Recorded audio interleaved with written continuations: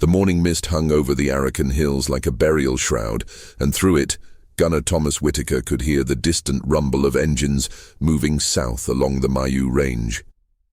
It was February 14th, 1944, and for the past 72 hours, his crew had remained perfectly still inside a position that no longer looked like a position at all. The 17-pounder anti-tank gun had been transformed into part of the hillside itself, wrapped in carefully woven vegetation, draped with local ferns, and positioned at an angle that made it nearly invisible even from 100 yards away. The barrel protruded through what appeared to be nothing more than a dense thicket of bamboo and elephant grass, and the entire crew of 6 men had become ghosts in their own carefully constructed tomb of camouflage. They had dug themselves into the red earth of Burma, and now they waited with the patience of hunters who understood that the slightest movement could mean the difference between ambush and annihilation. Sergeant Robert McLeish had selected this position 3 days earlier with the kind of calculated precision that only came from watching too many friends die in open ground. He had walked the ridge 4 times, studying sight lines and escape routes, measuring distances with his eyes before confirming them with his rangefinder, and he had chosen this exact spot because it offered something rare in jungle warfare: an unobstructed view across the valley floor that stretched for over 2 miles toward the main Japanese supply route. The 17-pounder was the most powerful anti-tank weapon the British Army had deployed to Burma, capable of penetrating armor at distances that seemed impossible. But its effectiveness depended entirely on remaining unseen until the moment of firing. McLeish had built his position not just to hide the gun, but to hide the fact that a position existed at all, and he had drilled his crew relentlessly on the sequence of actions they would need to execute in the 18 seconds between target acquisition and the enemy's inevitable counterfire. The intelligence had come through Force 136 operatives who moved through the jungle like water through stone, and the report had been specific enough to be credible. A Japanese armored column would be moving down the valley road sometime between dawn and noon on the 14th, escorting supply trucks toward the siege positions at Ngakyadok Pass. The column would include at least 2 Type 95 Hago light tanks, and possibly a Type 97 Chiha medium tank, vehicles that had proven devastatingly effective against poorly equipped infantry but had never been designed to withstand the kind of kinetic energy that a 17-pounder could deliver at extreme range.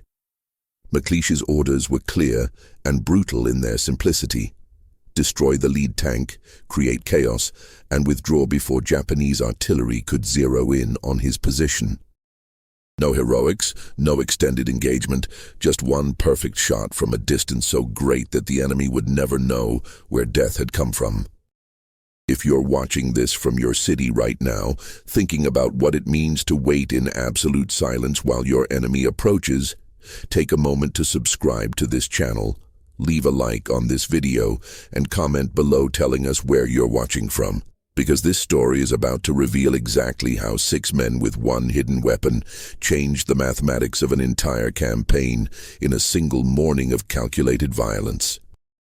Whitaker had been lying in the same position for so long that his legs had gone numb below the knees, but he didn't move, didn't shift his weight, didn't do anything that might disturb the carefully arranged camouflage around him. His role was loader, which meant that when the moment came, he would need to move with mechanical precision despite muscles that had been compressed into stillness for the better part of 3 days.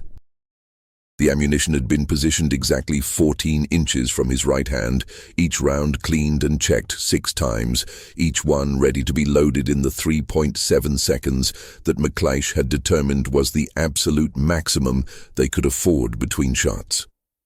Beside him, Corporal James Hendricks manned the gun's traversing mechanism, his hands resting lightly on the controls, his breathing so shallow it was barely visible. They had all learned to breathe like men who were already dead, because in this kind of warfare, the living made too much noise. Private Daniel Crawford was the spotter. positioned 8 feet to Macleish's left with a pair of German binoculars that had been captured at Tobruk and carried halfway around the world to this exact hillside in Burma. His job was to identify the target, confirm the range, and call out wind corrections that Macleish would need to factor into his firing solution. The 17-pounder was accurate beyond belief at long range, but accuracy meant nothing if the calculations were wrong.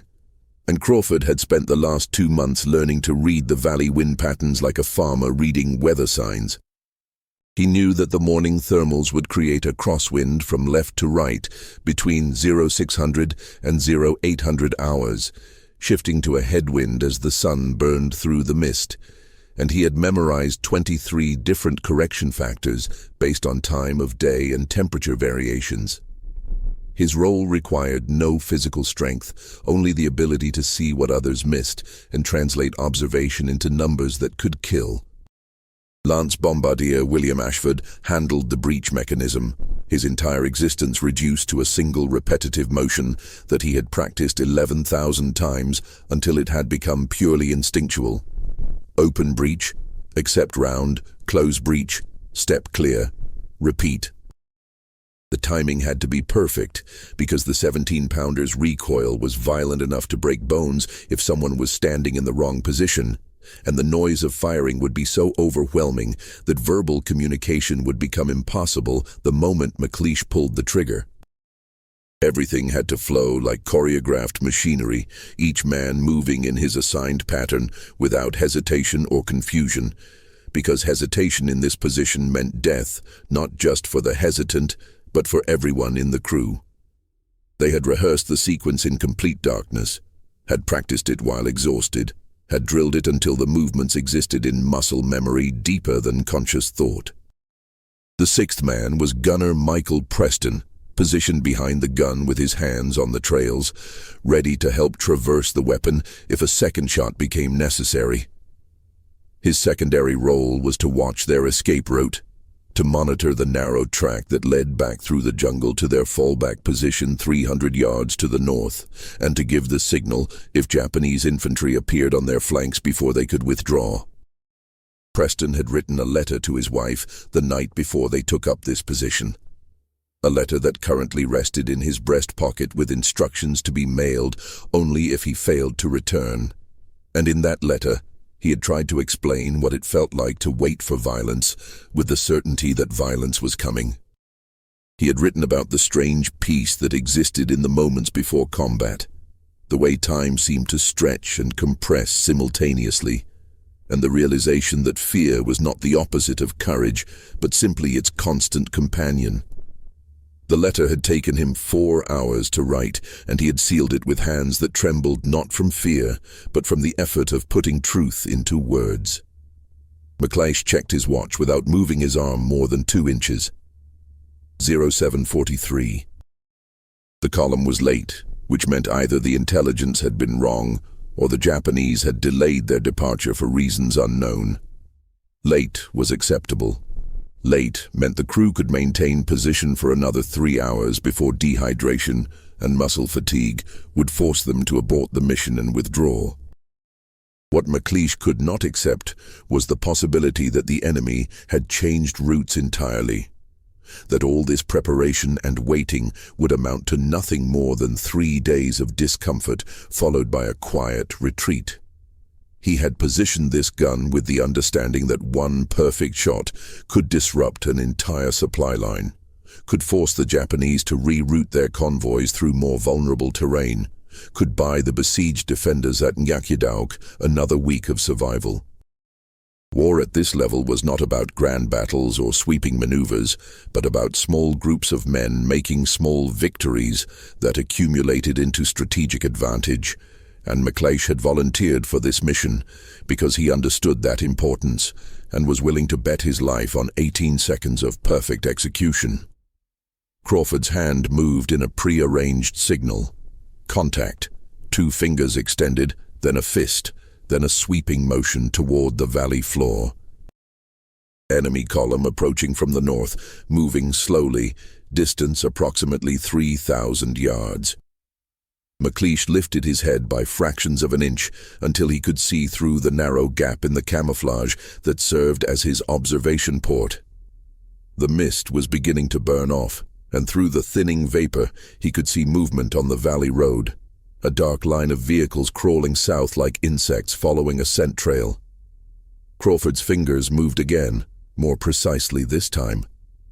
One tank, Type 97 Chiha, leading the column. 4 trucks behind it, probably carrying supplies and infantry. No second tank visible yet, which meant either the intelligence had been partially wrong, or the second tank was trailing at distance. The range was just over 2 miles, which put it at the extreme end of the 17-pounder's effective engagement distance, but still well within the weapon's capabilities if the calculations were perfect. McLeish began running the firing solution in his head, factoring in the 11-degree downward angle from his position to the valley floor, the current wind speed of approximately 8 miles per hour from the southwest, and the fact that the target was moving at roughly 15 miles per hour based on the dust trail behind it. The armor-piercing, discarding sabot round in the breech had a muzzle velocity of 3,900 feet per second, which meant a flight time of approximately 3.2 seconds from firing to impact at this range. He would need to lead the target by 68 feet to account for its movement during the projectile's flight, and he would need to aim 2.3 degrees to the right to compensate for the crosswind. The mathematics of killing were precise and unforgiving, and McLeish had learned them in classrooms in England before ever setting foot in Burma.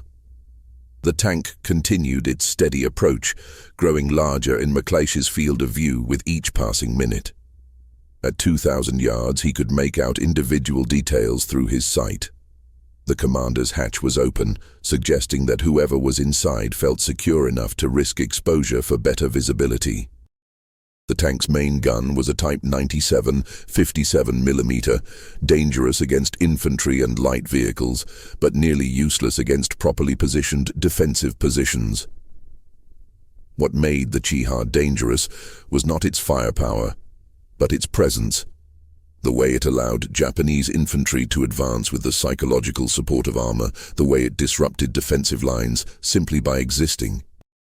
Destroying it would not change the course of the war, but it would change the calculations that Japanese commanders made when planning their next assault.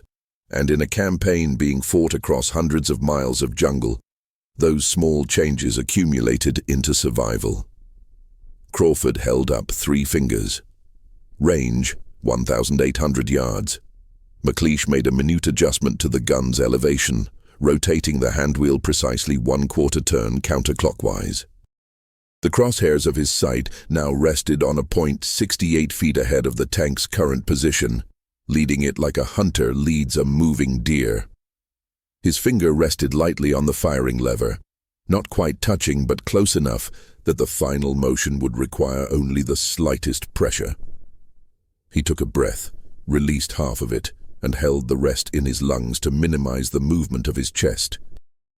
Beside him, Whitaker's hands closed around the next round, ready to load the moment the first shot was away. Ashford positioned himself at the breech, his body angled to avoid the recoil path. Preston checked their rear one final time, confirming that their escape route remained clear. The moment stretched out impossibly long, each second feeling like an hour. And in that stretched time, McLeish found himself thinking about the men inside that tank, men he had never met and would never know, men who were about to die without warning from a direction they would never identify. He felt no hatred toward them, no personal animosity, only the cold understanding that their deaths served a purpose in a larger machinery of strategy and survival. This was the nature of modern warfare. Death delivered from distances so great that the killer and the killed never had to acknowledge each other's humanity, and McLeish had long ago made peace with the moral weight of that transaction. He would fire because firing was his duty, and those men would die because they had positioned themselves in his line of sight on a morning when duty required their destruction. Crawford's hand dropped sharply. Fire.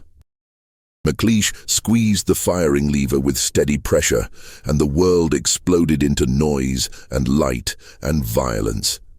The 17-pounder discharged with a concussion that seemed to tear the air itself apart, the muzzle blast creating a shock wave that stripped leaves from the nearby vegetation and sent birds erupting from the tree line in panicked flight. The recoil drove the gun backward exactly 21 inches, exactly as calculated, and before the weapon had even completed its recoil cycle, Whitaker was moving, lifting the next round, presenting it to Ashford, who already had the breech open and waiting. The entire loading sequence took 3.4 seconds, faster than they had ever achieved in practice, driven by adrenaline and the certainty that Japanese observers would be scanning the hills for the source of that massive detonation. Through the dissipating smoke, McLeish watched the projectile's impact.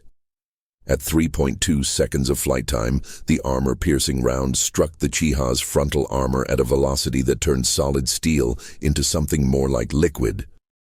The penetration was catastrophic and immediate, the round punching through the tank's frontal plate as if it were made of cardboard before continuing through the interior compartment, where it encountered ammunition, fuel, and human bodies in rapid succession.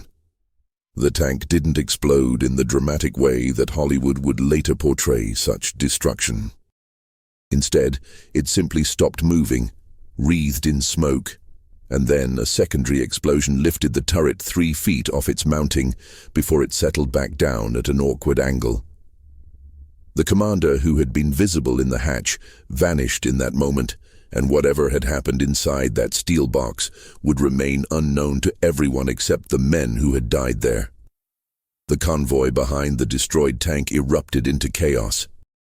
The trucks slammed on their brakes, soldiers spilling out into the road and diving for cover in the ditches on either side. Officers were shouting orders that no one could hear over the ringing in their ears from the explosion, and McLeish could see through his sight the universal human response to sudden violence. Confusion, fear, and the desperate search for understanding in a situation that defied immediate comprehension. They would be looking north, south, east, anywhere except up at the hills 2 miles away, where 6 British soldiers were already beginning their withdrawal. The beauty of extreme-range ambush was that it created a sphere of potential threat so large that defending against it became nearly impossible.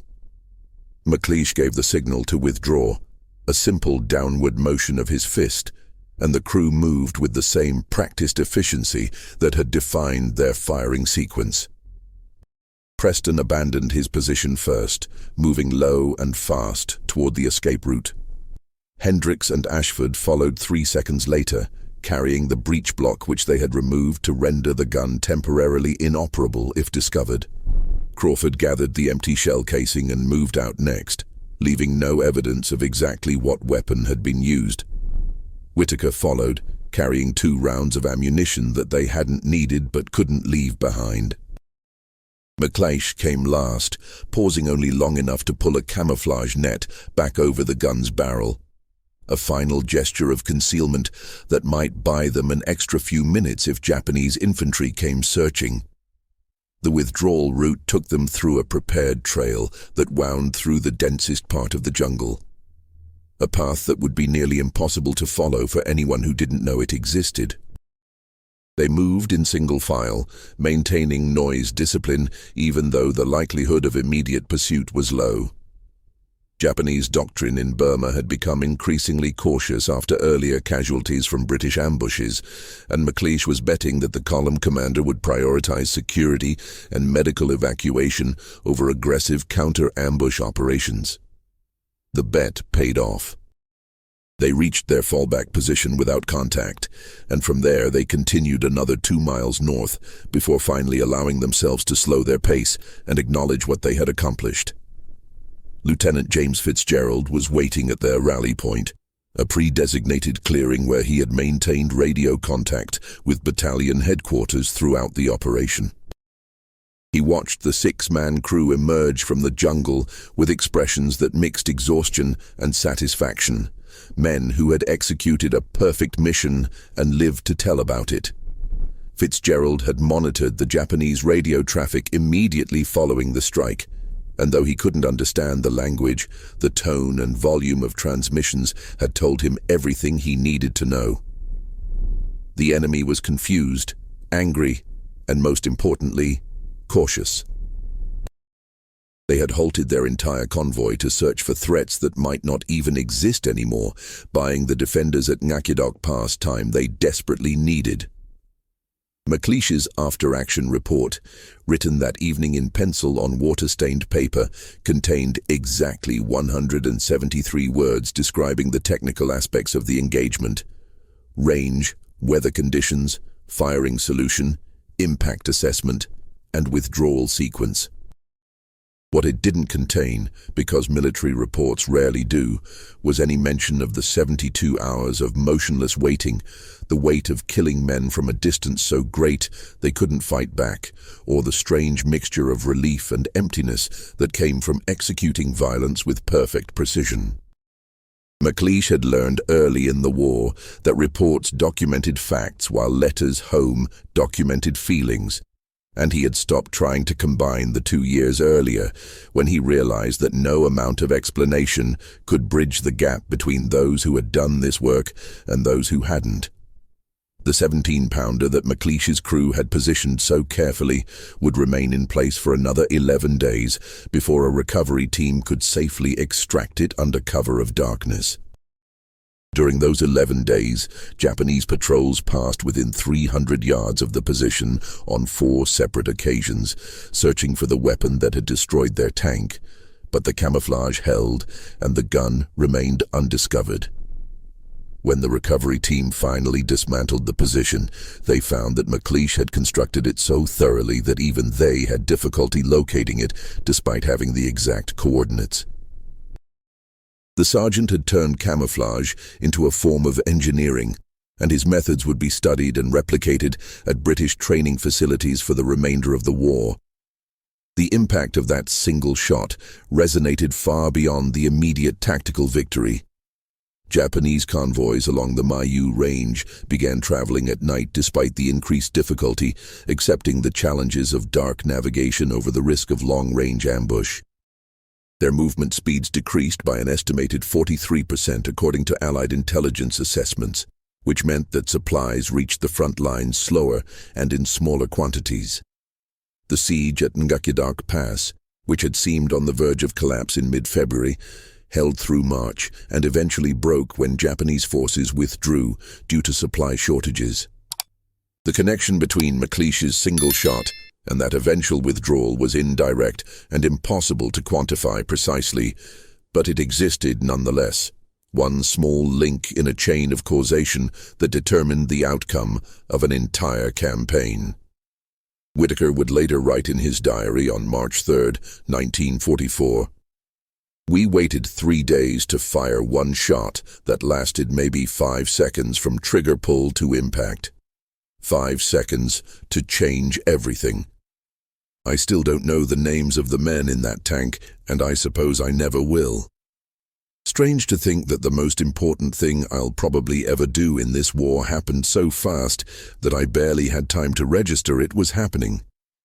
Mack says that's what modern warfare is. Long stretches of nothing punctuated by moments of absolute intensity. He's not wrong, but knowing that doesn't make it any easier to sleep at night. The crew received commendations from Battalion Command, formal recognition of their technical proficiency and tactical success, but what mattered more to them was the quiet acknowledgement from the infantry companies they had supported. Men who had been defending Ngakiadok Pass later sought out McLeish's crew to thank them for buying time, for disrupting enemy logistics, for doing the invisible work that made survival possible.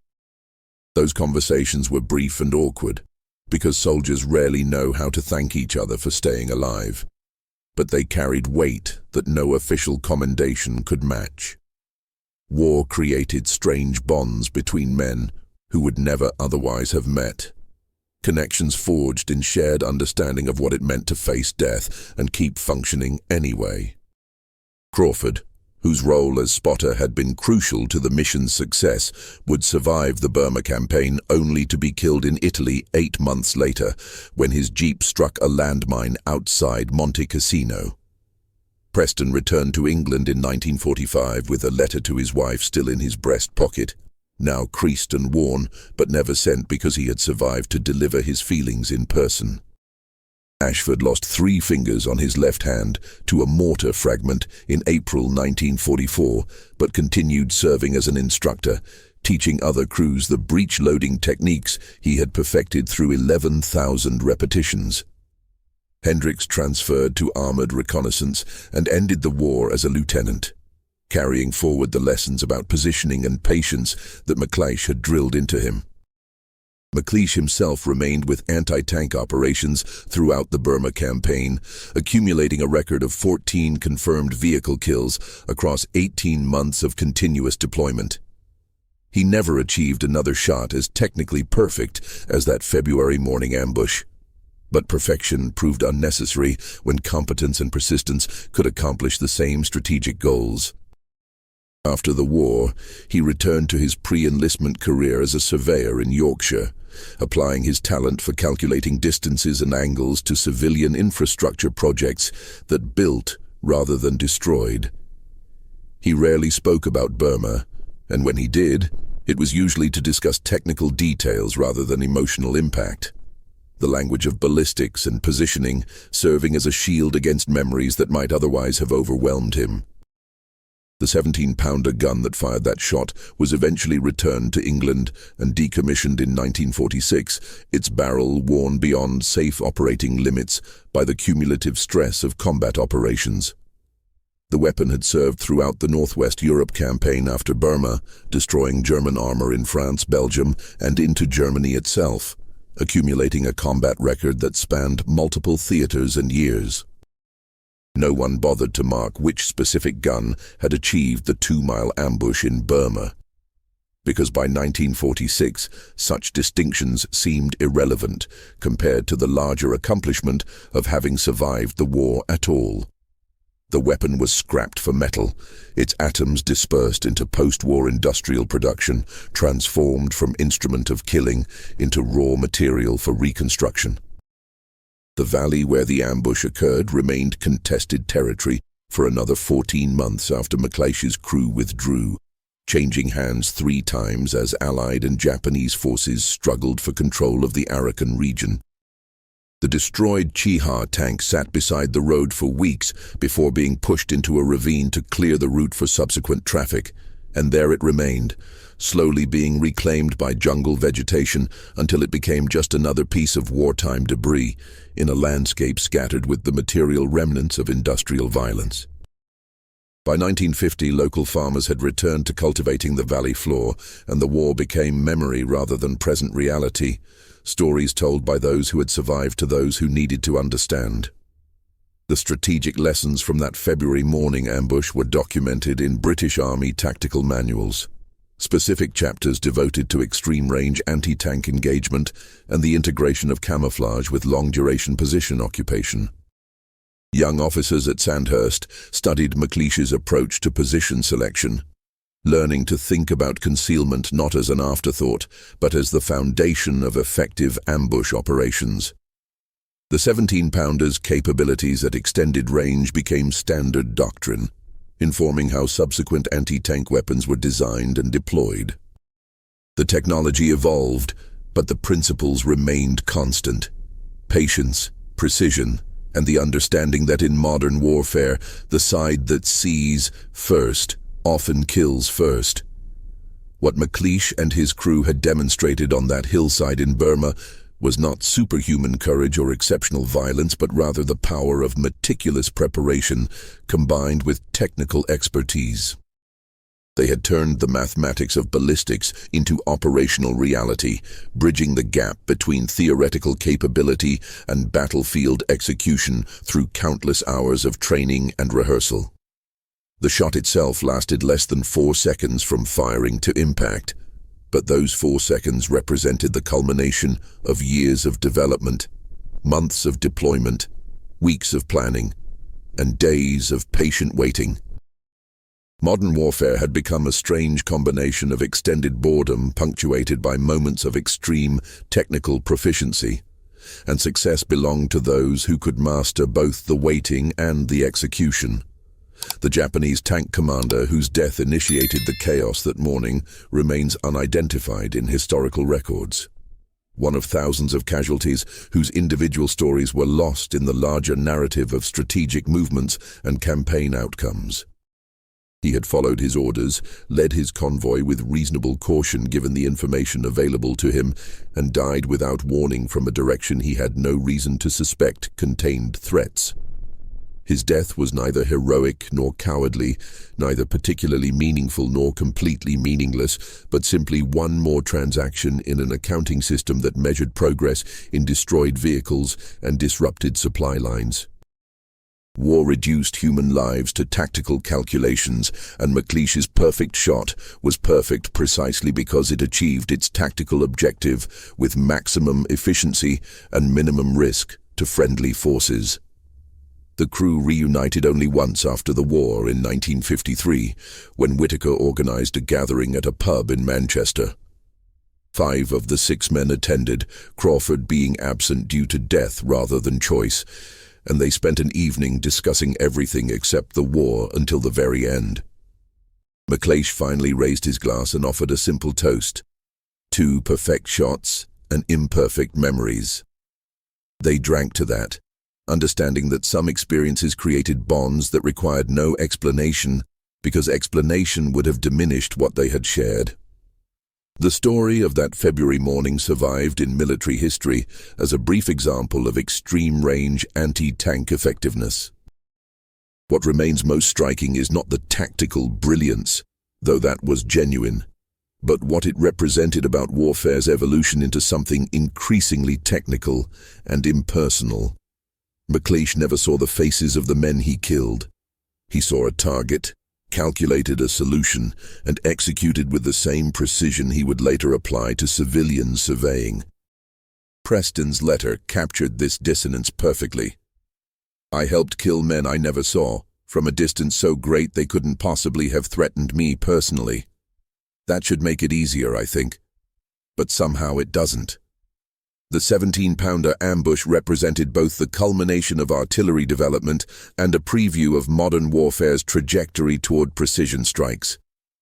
McLeish's crew had operated at the edge of what 1944 technology could achieve, pushing practical engagement to ranges considered impossible a decade earlier. They had taken a weapon system, mastered its capabilities, and applied that mastery under conditions demanding both patience and precision. The impact rippled forward through time in ways both visible and invisible. Supplies that never reached forward positions, defensive lines that held because attackers lacked support, soldiers who survived because battles never materialized.